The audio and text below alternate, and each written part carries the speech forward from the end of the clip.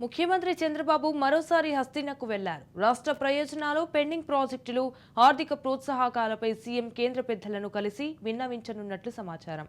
ఏపీకి పారిశ్రామిక రాయితీలు, వ్యవసాయ అనుబంధ రంగాలకు ప్రోత్సాహం, ఫుడ్ ప్రాసెసింగ్ యూనిట్ల ఏర్పాటుకు సహకారం, రాష్ట్రంలో అత్యవసరంగా చేపట్టాల్సిన రోడ్లు, పోలవరం, ఆర్థిక సాయం వంటి అంశాలే లక్ష్యంగా కేంద్ర మంత్రులను కలవాలని సీఎం చంద్రబాబు నిర్ణయించినట్లు తెలుస్తోంది.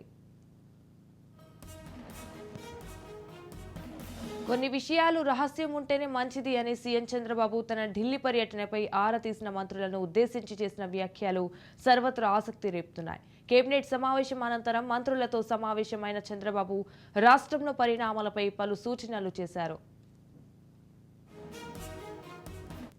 అధికారాన్ని తలకెక్కించుకోవద్దని, ప్రజల్లో అబాజు పాలు కావద్దని ఎమ్మెల్యేలకు సైతం సందేశం ఇచ్చారు. ఢిల్లీ పర్యటన ఉద్దేశించి మాట్లాడుతూ రాష్ట్రానికి చాలా అవసరాలు ఉన్నాయి, అందుకే ఢిల్లీ వెళ్తున్నా, కొన్ని విషయాలు రహస్యంగా ఉంటేనే ప్రజలకు, రాష్ట్రానికి మేలు జరుగుతుంది అని చెప్తూ రాష్ట్ర ప్రయోజనాలు, ప్రయోజనాల కోసమే ఢిల్లీ వెళ్తున్నానని, అన్ని విషయాలు బయటకు చెప్పలేనని చంద్రబాబు స్పష్టం చేశారు.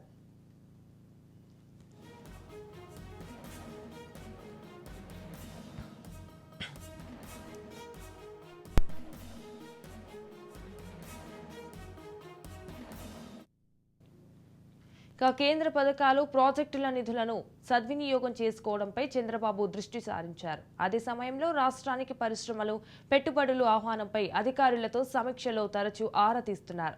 రాష్ట్ర ఆర్థిక పరిస్థితిని ఢిల్లీ పెద్దలకు పూర్తిగా వివరించేలా నివేదికలు ఉండాలని అధికారులకు స్పష్టం చేస్తున్నారు. రైట్గా ఇదే అంశంపై మరింత సమాచారం మా ప్రతినిధి శ్రీనివాస్ మరిన్ని అప్డేట్స్ అందిస్తారు. శ్రీనివాస్. చంద్రబాబు నాయుడు మరొకమారు ఢిల్లీ హస్తనకి వెళ్ళడం జరిగింది. అయితే రాష్ట్రంలో ఉన్నటువంటి ప్రస్తుత పరిస్థితుల్ని కేంద్ర మంత్రులకి వివరించడమే కాకుండా నిర్మలా సీతారామన్తో పాటు భేటీ అయ్యే విధంగా భేటీ అవుతారు. అదేవిధంగా అమిత్ షాతో కూడా భేటీ అవుతారు. రాష్ట్రంలో ప్రస్తుత ఆర్థికకి సంబంధించినటువంటి సంక్షోభం ఏదైతే ఉందో దాన్ని పూర్తి స్థాయిలో వివరించి చెప్పేందుకు ఇప్పటికే అన్ని చర్యలు కూడా తీసుకోవాలంటే దానికి సంబంధించిన నివేదికలు సిద్ధం చేయాలంటూ కూడా అధికారులకి గతంలోనే ఆదేశాలు ఇచ్చారు. అధికారులు ఏదైతే నివేదికలు సిద్ధం చేశారో అని ద్వారా రాష్ట్ర ప్రస్తుత పరిస్థితి, రానున్న రోజుల్లో రాష్ట్ర డెవలప్మెంట్ కోసం అంటే మౌలిక సదుపాయాలకు సంబంధించినటువంటి అంశాలతో పాటు రాష్ట్ర ముందు ద్వారా అమరావతి నిర్మాణంతో పాటు అదేవిధంగా పోలవరం రానున్న రోజుల్లో రైతుకి ఇవ్వాల్సినటువంటి ఇన్పుట్ సబ్సిడీ కావచ్చు, ఇతర అంశాలు కేంద్ర ప్రభుత్వం నుంచి రావాల్సినటువంటి ఏదైతే రాష్ట్రానికి రావాల్సినటువంటి ఏదైతే సంక్షేమ పథకాల్లో భాగవంతో దానికి సంబంధించినటువంటి పూర్తి వివరాలన్నీ కూడా ఇవ్వాలంటూ కూడా ఇప్పటికే నివేదికలు సిద్ధం చేశారు. అయితే ఎన్డీఏ కూటమితో పాటు ఉండటంతో పాటు రాష్ట్రంలో ప్రస్తుతం ఎన్డీఏ కూటమిలో ఉండటమే కాకుండా కీలకంగా